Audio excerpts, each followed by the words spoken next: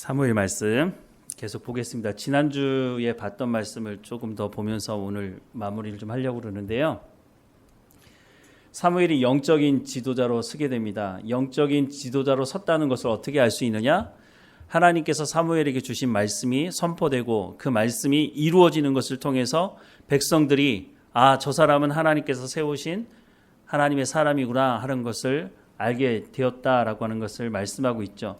여기 보면 19절 말씀에 사무엘이 사람의 여호와께서 그와 함께 계셔서 그의 말이 하나도 땅에 떨어지지 않게 하시니 라고 말씀하고 있어요. 누가 땅에 떨어지지 않게 하세요? 하나님께서 말씀을 주시고 그 말씀을 받아서 선포했을 때에 그 사람이 하나님의 사람인지 아닌지는 그 말씀이 이루어지는지 이루어지지 않는지를 통해서 확인할 수 있다라고 성경은 말씀하고 있는데, 사무엘이 전한 하나님의 말씀이 땅에 떨어지지 않게 하나님께서 그렇게 하셨다는 거죠. 그러니까 온 이스라엘 백성들이 사무엘이 여호와의 선지자로 세우심을 받았다는 것을 알게 되었다라고 말씀하고 있습니다. 이때가 그런데 어떤 때라고 그랬어요? 하나님 말씀 듣기가 희귀한 시대였다는 거죠. 하나님께서 말씀하지 않으셔서가 아니라 하나님께서 말씀하셔도 하나님 말씀을 듣지 않으니까 희귀한 시대였죠. 그런데 사무엘이 하나님의 말씀을 듣고 선포하며 이루어지는 것을 확인하면서 하나님의 말씀이 이스라엘 백성들과 함께 한다는 것을 알게 되었다라고 말씀을 하는 거죠. 21절 말씀에도 보면 여호와께서 실로에서 여호와의 말씀으로 사무엘에게 자기를 나타내셨다라고 말씀합니다. 사무엘의 말이 온 이스라엘에게 전파되었다라고 말씀을 하고 있습니다. 이렇게 해서 사무엘이 영적인 지도자로 등장하게 되는데요. 반면 엘리의 두 아들은 어떻게 됐다고요? 전쟁 중에 나갔다가 하나님께서 말씀하신 대로 심판으로 죽게 되죠. 그런데 그때 언약궤를 가지고 갔다가 언약궤도 뺏기게 되죠. 이게 무슨 말이냐면 이스라엘 백성들이 언약궤를 하나님과 동일시한 거예요. 그런데 언약궤에 하나님이 임재하셔야 그게 언약궤가 되는 것이지, 하나님께서 임재하지 않는다면 그걸 언약궤라고 말하기는 어렵죠. 그런데 이스라엘 백성들은 언약궤를 하나님이라고 동일시했고, 이것은 언약궤를 우상으로 섬겼다고 하는 것을 의미하는 것이에요. 하나님이 중요한 것이지 언약궤 자체가 중요한 것은 아니죠. 그래서 성전도 마찬가지잖아요. 성전이 제 역할을 하지 못했을 때 예레미야 선지자를 통해서 하시는 하나님의 말씀이 뭐예요? 성전이 무너질 것이다. 왜냐하면 그곳에 하나님이 계시지 않기 때문에. 그런데 이스라엘 백성들은 그곳이 하나님께 제사 드리는 성전이라고 생각하고 그 성전이 우리를 지켜줄 거라고 믿었죠. 그런데 하나님이 임재하시지 않으면 그건 성전이라고 할 수가 없죠. 하나님께서 너희가 살고 싶으면 바벨론이 쳐들어왔을 때 항복해라 라고 말씀을 하시는데, 도저히 이거는 이스라엘 백성들이 받아들일 수 없는 말이었죠. 어떻게 싸워보지도 않고 우리가 항복을 하느냐. 그런데 하나님께서 살고 싶으면 그렇게 하라고 말씀하신다면 사실 손들고 항복을 하는 게 맞죠. 예수님이 이 땅에 오셨을 때도 마찬가지였죠. 성전이 제 역할을 하지 못했을 때 예수님께서 뭐라고 말씀하세요? 성전을 헐라, 내가 3일 만에 다시 세우겠다라고 말씀을 하시죠. 하나님이 임재하시지 않고 예수님이 계시지 않는 금으로 칠해진 그런 건물이라 할지라도 그건 성전이라고 할 수 없죠. 오늘 교회도 마찬가지입니다. 아무리 많은 사람들이 모여 있다 할지라도 하나님께서 그 자리에서 예배받지 않으신다면 그건 예배가 될 수 없고 그것은 교회가 될 수 없다는 것이죠. 이렇게 해서 이 전쟁 중에 하나님께서 말씀하신 대로 엘리의 두 아들 홈니와 비느하스가 하나님의 심판을 당해서 죽게 됩니다. 이 소식을 들었던 엘리도 이제 마지막 하나님의 심판을 받게 되죠.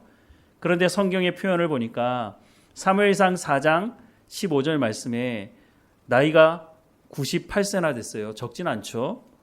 그의 눈이 어두워서 보지 못하였더라 라고 말씀하고 있는데, 나이가 들어서 어두워서 보지 못하는 것이 아니라 영적인 암흑 가운데 있었다. 하나님의 말씀을 듣지 못하고 순종하지 않은 그 모습을 말해주는 것이죠.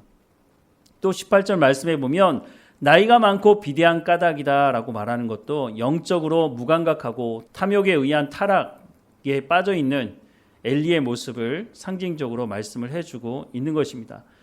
영적인 지도자가 이렇게 영적으로 무감각해지고 타락해 있으니 이스라엘 백성들은 오죽하겠어요. 그러니까 이스라엘 백성들이 언약궤를 우상처럼 섬겼던 것이 어쩌면 너무나 당연한 일이 아니었나 하는 생각을 해보게 됩니다. 오늘 교회도 마찬가지인데요. 오늘 교회 안에 탐욕적인 종교 지도자들의 모습을 보게 됩니다. 우리가 같은 시대를 살아가면서 신앙생활 하는 사람으로서 참 가슴이 아프죠. 저분들이 젊었을 때는 정말 열심으로 하나님을 섬기고 교회를 섬겼는데 은퇴를 앞두고 나서 자기가 가지고 있던 그 기득권, 권력, 재정 이런 것들을 놓고 싶지 않아서 자기 아들을 거기다 꼽아넣는, 그런데 정상적인 방법이 아니에요. 우리 교단만 하더라도 세습이 안 되게 되어 있거든요. 그런데 수단과 방법을 가리지 않고 세습을 하는 모습이 있습니다. 또 20년 이상 목회를 하게 되면 오랫동안 고생했다고 생각을 해서 원로 목사의 대우를 해드리는 교회가 있습니다. 물론 교회가 재정적으로 감당할 수 없을 때는 그렇게 하지 못하지만, 그런데 그런 것을 감당할 수 있는 교회라 할지라도 오늘 많은 교회가 몸살을 앓고 있어요. 목회하고 교회를 떠나면서 너무 많은 것을 교회에 요구하는 거예요. 이런 문제들, 탐욕에 빠져있는 종교 지도자들의 모습을 오늘날도 보게 되는데, 그렇다고 해서 교회가 망하는 길을 가고 있느냐? 그렇지는 않다고 하는 거죠. 여전히 하나님의 말씀을 정말로 전하려고 하는 목회자들이 있고, 하나님의 교회는 하나님께서 책임지시고 인도하시고, 하나님의 말씀에 불순종하는 종교 지도자들에 대해서는 엘리나 또 엘리의 아들들을 하나님 심판하신 것처럼 그 사람들은 또 하나님께서 심판하실 거라는 거죠. 물론 성도들 입장에서는 마음이 아프고 그것 때문에 교회를 떠나는 사람들도 있어요. 그런데 그건 옳지 않다는 것이죠. 이렇게 암흑 시대에도 분명히 사무엘과 같은 사람을 통해서 하나님 말씀하시고 그 사무엘을 통해서 하나님의 역사를 이루어 가시는 것처럼 오늘 이 시대도 하나님의 말씀을 들으려는 사람들이 있고 하나님의 말씀을 선포하려고 부단히 노력하는 목회자들이 있다는 것이에요. 그러면 최소한 우리가 이것이 하나님의 말씀인지 아닌지를 분별할 수 있는 실력을 가지고 우리가 그런 교회 가서 하나님을 예배할 필요가 있는 것이죠. 우리 주변에도 보면 정말 하나님의 말씀을 제대로 전하지 못하고 기복주의에 빠지고 세상의 성공과 출세, 사람들의 귀를 즐겁게 하는 그런 이야기를 하는, 성경으로 보자면 거짓 선지자들, 거짓 목사들이 있다고 하는 것이죠. 계속해서 그 말을 듣게 되면 우리도 병들 수 있다는 것에 대해서 우리가 깨어서 알아야 될 필요가 있다고 하는 것이죠. 자, 비느하스의 아내도 죽게 되는데요. 이 죽으면서 이제 아이를 낳아요. 사무엘상 4장 19절에서 22절 말씀인데요. 같이 읽어보겠습니다. 그의 며느리인 비느하스의 아내가 임신하여 해산할 때가 가까웠더니 하나님의 궤를 빼앗긴 것과 그의 시아버지와 남편이 죽은 소식을 듣고 갑자기 아파서 몸을 굽으려 해산하고 죽어갈 때에 곁에 서 있던 여인들이 그에게 이르되 두려워하지 말라, 내가 아들을 낳았다 하되 그가 대답하지도 아니하며 관념하지도 아니하고 이르기를 영광이 이스라엘에서 떠났다 하고 아이 이름을 이가봇이라 하였으니 하나님의 궤가 빼앗겼고 그의 시아버지와 남편이 죽었기 때문이며 또 이르기를 하나님의 궤를 빼앗겼으므로 영광이 이스라엘에서 떠났다 하였더라 라고 말씀하고 있습니다. 여러 가지 생각을 해볼 필요가 있는 말씀이기도 한데요. 어쨌든 비느하스의 아내가 죽으면서 남긴 말들을 보면 이 말들에도 아니 언약궤를 빼앗긴 것이 하나님을 빼앗긴 것인가? 그렇진 않죠. 근본적으로 이스라엘 백성들이 지금 하나님의 말씀에 불순종하고 우상을 숭배하고 있다는 것을 말해주고 있는 것인데, 여전히 이 비느하스의 아내도 이스라엘 백성 중에 한 사람으로 하나님을 온전히 섬기지 못하고 있는 것 같으면서도 하나님의 심판이 지금 이루어지고 있다는 것에 대해서는 어느 정도 알고 있었던 것으로 보여집니다. 자, 하나님은 말씀하신 것을 성취하십니다. 사무엘상 2장 말씀에 뭐라고 말씀하셨어요? 하나님의 사람이 엘리에게 와서 그에게 이르되 여호와의 말씀에 너희 조상의 집이 애굽에서 바로의 집에 속하였을 때에 내가 그들에게 나타나지 아니하였느냐? 이스라엘 모든 지파 중에서 내가 그를 택하여 내 제사장으로 삼아 그가 내 제단에 올라 분향하며 내 앞에서 에봇을 입게 하지 아니하였느냐? 이스라엘 자손이 드리는 모든 화제를 내가 내 조상의 집에 주지 아니하였느냐? 하나님께서 레위 지파 중에 아론의 후손들에게 제사장 직분을 허락해 주셨잖아요. 특별히 그 사람들을 찍어서 이렇게 특권을 주었는데 이 사람들이 온전히 하나님을 섬기지 못했다는 거죠. 너희는 어찌하여 내가 내 처소에서 명령한 내 제물과 예물을 밟으며 내 아들들을 나보다 더 중히 여겨 내 백성 이스라엘이 드리는 가장 좋은 것으로 너희들을 살찌게 하느냐라고 말씀하면서 하나님께서 두 아들을 심판하시겠다라는 경고의 말씀을 해 주셨음에도 불구하고 엘리는 그 말씀을 온전히 순종하지 않고 하나님의 심판을 보게 된 것이죠. 30절 말씀해 보면 그러므로 이스라엘의 하나님 나 여호와가 말하노라 내가 전에 내 집과 내 조상의 집이 내 앞에 영원히 행하리라 하였으나 하나님의 소금 언약이 있죠. 이제 나 여호와가 말하노니 결단코 그렇게 하지 아니하리라. 나를 존중히 여기는 자를 내가 존중히 여기고 나를 멸시하는 자를 내가 경멸하리라. 하나님은 언약하신 말씀을 반드시 지키십니다. 그런데 문제가 있어요. 그 언약은 일방적일 수 있지만 하나님은 쌍방 가운데 인격적인 교제를 원하세요. 하나님이 아브라함과 언약하셨죠. 아브라함이 하나님께 무엇인가 요구한 게 아니에요. 하나님께서 일방적으로 아브라함에게 언약하셨는데 그 아브라함이 하나님의 말씀을 듣고 순종하는 삶이 있지 않으면 이 언약은 온전히 이루어지지 못한다는 거예요. 물론 하나님은 하나님의 뜻을 이루시겠지만 하나님이 요구하시는 것은 우리가 하나님의 말씀을 듣고 응답하기 원하는 거예요. 우리가 아멘으로 응답하고 우리의 삶 가운데 성령의 열매를 맺음으로 하나님께 응답할 때에 하나님의 언약이 온전히 이루어지는 것을 우리가 경험할 수가 있다고 하는 것이죠. 그렇지 않을 때는요, 하나님께서 심판이라고 하는 도구, 채찍이라는 도구를 통해서라도 그 언약을 이루어 가시려고 하신다는 거예요. 그래서 우리가 하나님 말씀에 불순종하고 회개하지 않고 돌이키지 않으면 하나님께서 말씀하시다가 말로 안 되면 채찍을 들어서 고난이라고 하는 도구를 사용하셔서 하나님께 돌아올 수 있도록 하신다는 거예요. 그런데 때려도 그러다가 죽으면 어떻게 해요? 그러니까 하나님께서 어느 정도 채찍을 사용하시더라도 끝까지 돌이키지 않으려고 한다면 하나님께서 억지로 강제적으로 그 사람을 하나님의 자리로 이끌지는 않으시는 것 같아요. 엘리 제사장에게도 하나님께서 기회를 주셨잖아요. 그가 98세나 될 때까지 수없이 많이 하나님 말씀하시지 않았겠어요? 그가 날마다 하나님께 제사를 드리며 하나님을 섬기는 사람으로 살았지만 그렇게 하나님께서 많은 기회를 주셨지만 하나님 말씀을 듣지 않으면 하나님도 어떻게 할 수가 없는 거예요. 이 사람이 회개하고 돌이키고 그래야 하나님께서 죄를 용서하시고 그 사람을 구원하실 수가 있게 되는 것이죠. 31절에 보라 내가 내 팔과 내 조상의 집 팔을 끊어 내 집에 노인이 하나도 없게 하는 날이 이를지라. 이스라엘에게 모든 복을 내리는 중에 너는 내 처소의 환난을 볼 것이요 내 집에 영원토록 노인이 없을 것이며 내 제단에서 내가 끊어버리지 아니할 내 사람이 내 눈을 쇠잔하게 하고 내 마음을 슬프게 할 것이요 내 집에서 출산되는 모든 자가 젊어서 죽으리라.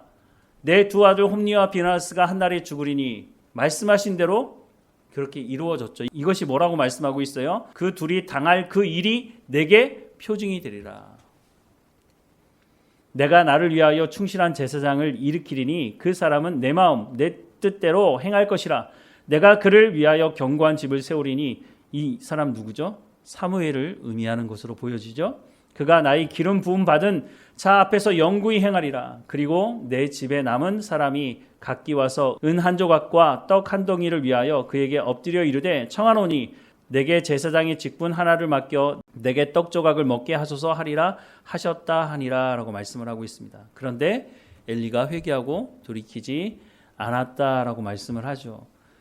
3장의 말씀에 보면 내가 그의 집을 영원토록 심판하겠다고 그에게 말한 것은 그가 아는 죄악 때문이니 이는 그가 자기의 아들들이 저주를 자청하되 금하지 아니하였음이니라. 그러므로 내가 엘리의 집에 대하여 맹세하기를 엘리의 집의 죄악은 제물로나 예물로나 영원히 속죄함을 받지 못하리라 하였노라 하셨더라라고 말씀을 하고 있습니다. 하나님께서 분명히 회개할 기회를 주시고 하나님의 말씀을 주심에도 불구하고 회개하고 돌이키지 않아서 결국은 하나님 심판을 하시게 됐다는 거죠. 성경에 은혜라는 말이 나오죠. 우리가 참 입으로 은혜를 많이 말하는데요. 여러분 은혜가 뭐라고 생각합니까? 하나님께서 전적인 은혜로 우리를 구원하신 것 은혜죠. 그런데 그 은혜의 핵심이 뭐냐는 거죠. 제가 보기에는 그 은혜의 핵심은 하나님의 말씀을 들을 수 있는 거예요. 하나님의 말씀을 들어야 회개할 수 있고요. 하나님의 말씀을 들어야 순종하며 성령의 열매를 맺는 삶을 살아갈 수가 있어요. 듣지 못하면 우리가 말할 수 없고 행동할 수 없어요. 우리가 다른 나라의 언어를 배울 때도 마찬가지인데요. 들을 수 있으면 말할 수 있어요. 그런데 우리는 말부터 하려고 하죠. 학교 가면요. 듣는 건 둘째치고 외워서 자꾸 말을 하게 만들어요. 한계가 있어요. 그러면 들을 수 있어야 말을 하는 거죠. 우리가 아이들과 소통하는 것도 마찬가지예요.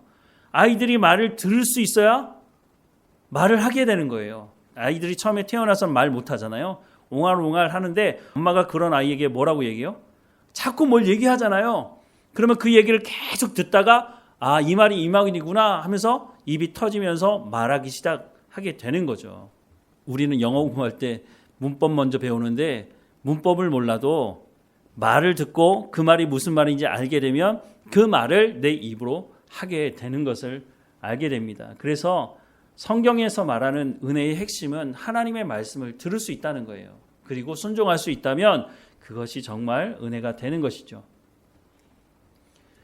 사무엘이 영적인 지도자로 서면서 이스라엘 백성들에게 회개를 촉구하게 됩니다. 사무엘상 7장의 말씀에 보니까 사무엘이 이스라엘 온 족속에게 말하여 이르되 만일 너희가 전심으로 여호와께 돌아오려거든 이방 신들과 아스타롯을 너희 중에서 제거하고 너희 마음을 여호와께로 향하여 그만 섬기라.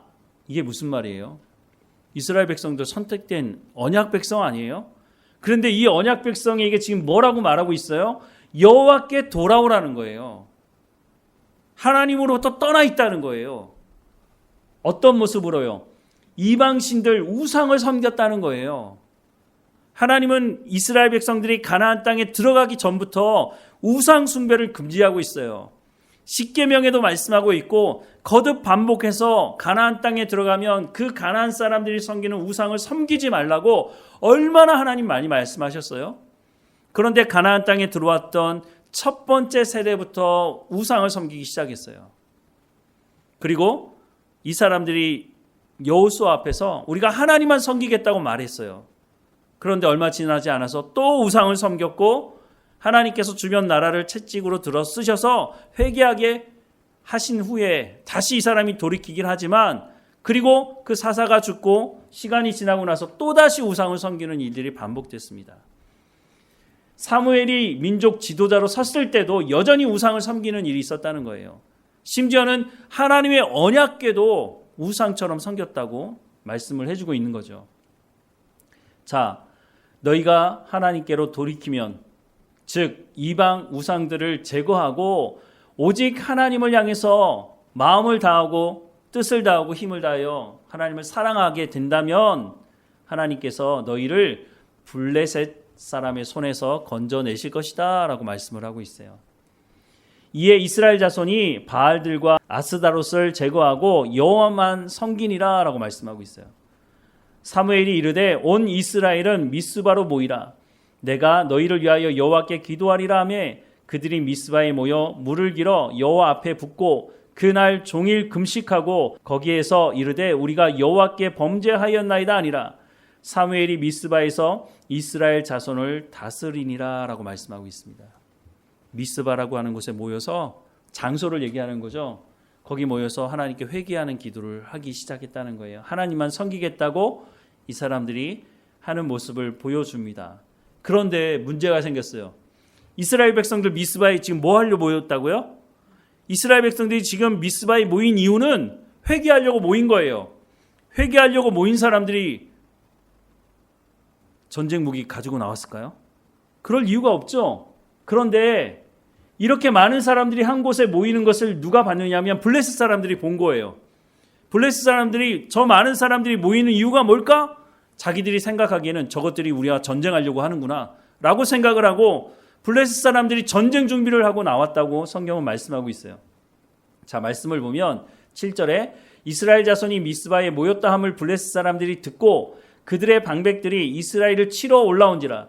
이스라엘 자손들이 듣고 블레셋 사람들을 두려워하여 이스라엘 자손들이 사무엘에게 이르되 당신은 우리를 위하여 우리 하나님 여호와께 쉬지 말고 부르짖어 우리를 블레셋 사람들의 손에서 구원하시게 하소서 하니 사무엘이 젖 먹는 어린 양 하나를 가져다가 온전한 번제를 여호와께 드리고 이스라엘을 위하여 여호와께 부르짖음에 여호와께서 응답하셨더라. 사무엘이 번제를 드릴 때에 블레셋 사람이 이스라엘과 싸우려고 가까이 오매 그날에 여호와께서 블레셋 사람에게 큰 우레를 발하여 그들을 어지럽게 하시니 그들이 이스라엘 앞에 피한지라 라고 말씀하고 있어요. 기도하러 모인 사람들과 전쟁을 하려고 준비하고 나온 사람들이 전쟁을 하게 되면 누가 이기겠어요? 블레셋 사람들이 이길 수밖에 없는 전쟁 아니에요? 그런데 사무엘이 하나님 앞에 도와달라고 기도하자 하나님께서 어떻게 하셨다고요? 큰 우레를 막 천둥치고 막 그랬던 것 같아요. 그러니까 그 당시에는 전쟁이 신들의 전쟁이라고 생각했거든요. 사람들이 가서 칼을 들고 싸우지만 그 전쟁에서 이기게 되면 사람들은 뭐라고 생각했느냐면 우리가 섬기는 신이 힘이 세기 때문에 이 전쟁에 이긴 거라고 생각을 하고 전쟁에 진 사람들이 섬기는 그 신은 힘이 없어서 그 전쟁에 진 거라고 생각했기 때문에 그 신을 자기들이 섬기는 신 밑으로 집어넣게 된다는 거죠. 그런 생각을 하고 있던 사람들이 하늘에서 번개가 치고 막 이러니까 야, 이거 큰일 났다 이거. 그리고 막 도망가고 난리가 아닌 거죠. 그래서 미스바에서 전쟁에 승리하게 됩니다. 그리고 나서 이스라엘 백성들이 어떤 일을 했느냐. 7장 12절 이하의 말씀에 보면 사무엘이 돌을 취하여 미스바와 센 사이에 세워 이르되 여호와께서 여기까지 우리를 도우셨다 하고 그 이름을 에벤에셀이라 하니라. 이에 블레셋 사람들이 굴복하여 다시는 이스라엘 지역 안에 들어오지 못하였으며 여호와의 손이 사무엘이 사는 날 동안에 블레셋 사람을 막으심에 블레셋 사람들이 이스라엘에게서 빼앗았던 성읍이 에그론부터 가드까지 이스라엘에게 회복되니 이스라엘이 그 사방 지역을 블레셋 사람들의 손에서 도로 찾았고 또 이스라엘과 아모리 사람 사이에 평화가 있었더라라고 말씀하고 있습니다. 뭘 세웠다고요? 미스바와 센 사이에 돌을 하나 세웠어요. 돌을 세워가지고 뭐라고 했다고요? 에벤에셀이라고 했다고요. 에벤에셀의 뜻이 뭐예요? 여기 있죠. 여호와께서 여기까지 우리를 도우셨다는 거예요. 도움의 돌이라고 말하죠. 왜 돌에다가 글을 썼을까요? 기억하려고요. 자기들만 기억하는 게 아니고 자기의 자녀들도 이걸 기억하게 하기 위해서 우리가 하나님 앞에 회개하고 돌이키고 온전히 하나님만 섬기겠다고 우상을 섬기는 일을 포기하고 하나님만 섬기겠다고 했더니 어떤 일이 벌어졌다고요? 이길 수 없는 전쟁에서 하나님께서 이 전쟁에 우리를 승리하게 하셨다는 거예요. 이거는 우리만 기억할 게 아니라 우리의 자녀들도 기억해야 된다 라고 해서 에벤에셀이라고 하는 돌을 세웠다라고 말씀을 하고 있습니다. 오늘 우리에게도 마찬가지라는 생각이 듭니다. 하나님께서 우리를 여기까지 인도하셨다고 하는 그 고백이 그냥 고백이 되지 않도록 우리의 자녀들에게 하나님께서 내 가운데 이런 역사를 행하셨다. 내 가운데도 너희 가운데도 하나님께서 이런 역사를 일으키실 것이다. 하나님은 동일하신 분이고 나를 도우셨던 그 하나님께서 너희도 도우실 것이다. 라고 하는 것을 부모가 아니면 누가 얘기해 주겠어요. 교회에서 하나님의 말씀을 선포함으로 우리가 그것을 알게 되기도 하지만 내가 부모로서 신앙생활하는 사람이라면 하나님께서 나를 이렇게 도우셨다. 나를 이렇게 인도하셨다. 라고 하는 것을 우리의 자녀들에게도 가르칠 필요가 있다고 하는 것이죠. 물론 그 자녀가 하나님을 경험하고 그 나름대로 하나님을 알아가는 길이 있겠지만 내가 먼저 하나님을 알고 내가 신앙생활을 하는 사람이라면 내 자녀에게 하나님이 누구이시고 하나님이 어떤 일을 행하셨는지를 우리가 몸소 가르치고 본을 보여줄 필요도 있다고 하는 것입니다. 에벤에셀이라고 하는 돌 자체가 이제 그 역할을 하는 것이죠. 그곳을 지나갈 때마다 자녀들이 물을 거 아니에요? 여기 에베네셀이라고 쓴 돌이 왜 있는 겁니까? 라고 물어봤을 때 하나님께서 이렇게 역사하셨다. 우리가 하나님 앞에 죄를 짓고 우상을 섬겼을 때 사무엘이라고 하는 하나님의 사람이 우리에게 하나님만 온전히 섬길 것을 말씀하셨을 때 우리가 회개하고 돌이켰고, 그때 하나님께서 우리를 도우셔서 블레셋과의 전쟁에서, 이길 수 없는 전쟁에서 하나님께서 우리를 도우심으로 승리하게 하셨다. 그러니 하나님만 온전히 섬기며 살아가라. 하나님의 약속의 말씀을 붙들고 살아가라. 이렇게 말해줄 수 있는 것이죠. 아마 여러분들의 삶 가운데도 그런 간증거리가 분명히 있을 것입니다. 우리의 삶을 돌아보며 그런 일들이 있을 때 내가 잊어버리지 않게 기록을 해둘 수도 있는 거고, 기회가 된다면 우리의 자녀들, 우리의 손주들에게 하나님이 이런 분이셔, 내 가운데 이렇게 역사하셨어, 나를 이렇게 불러주셔서 내가 신앙생활하게 하셨어, 이런 이야기들을 해준다면 그것이 우리의 후손들에게 큰 하나님을 알아가는데 큰 힘이 되리라고 생각을 합니다. 바로 에베네셀이 그런 역할을 하는 돌이라고 성경은 말씀하고 있으니까 우리가 이 말씀대로 우리의 자녀들과 함께 믿음의 가문을 이루어가는 우리의 삶이 되기를 주님의 이름으로 축원합니다. 기도하겠습니다. 사랑하는 하나님, 이스라엘 백성들이 우상을 섬기며 하나님의 말씀에 불순종하고 있는 그때에도 하나님은 하나님의 사람을 보내셔서 회개하고 돌이킬 수 있는 기회를 또다시 주시는 것을 보게 됩니다. 그때 이들이 하나님의 말씀을 듣는 은혜가 있어서 회개하고 돌이키고 하나님의 놀라운 은혜를 또한 경험하는 자리 가운데 있었음을 봅니다. 하나님, 오늘 우리도 하나님의 말씀을 귀를 열어 듣게 하시고 우리가 회개할 부분이 있을 때 회개하게 하시고 돌이켜서 하나님을 온전히 섬기는 삶을 살아가게 하시고 우리 마음 가운데 에베네셀이라고 하는 그 돌이 세워지게 하시고 우리가 이 고백을 우리의 자녀들에게도 행하게 하셔서 온 집안이 함께 하나님을 섬기는 가정이 될 수 있도록 하나님 은혜를 허락해 주옵소서. 나를 부르셔서 주의 자녀 삼으셨으니 우리의 자녀들도 하나님께서 붙들어 주시고 나를 만나셨던 그 하나님의 은혜가 우리의 자녀들에게도 있게 하셔서 대를 이어가며 신앙생활할 수 있도록 어느 곳에 있든지 하나님 만나 주시고 말씀해 주시고 하나님의 백성으로 살아갈 수 있도록 하나님 은혜를 베풀어 주옵소서. 하나님의 은혜를 나를 통해서 흘려보내시는 것을 경험할 수 있도록 하나님의 은혜를 허락해 주옵소서. 오늘도 우리 가운데 맡겨주신 모든 일에 충성을 다하며 하나님과 동행하는 삶이 될 수 있도록 인도해 주옵소서. 우리와 함께 하시는 하나님께 감사드리고 예수 그리스도 이름으로 기도드립니다. 아멘.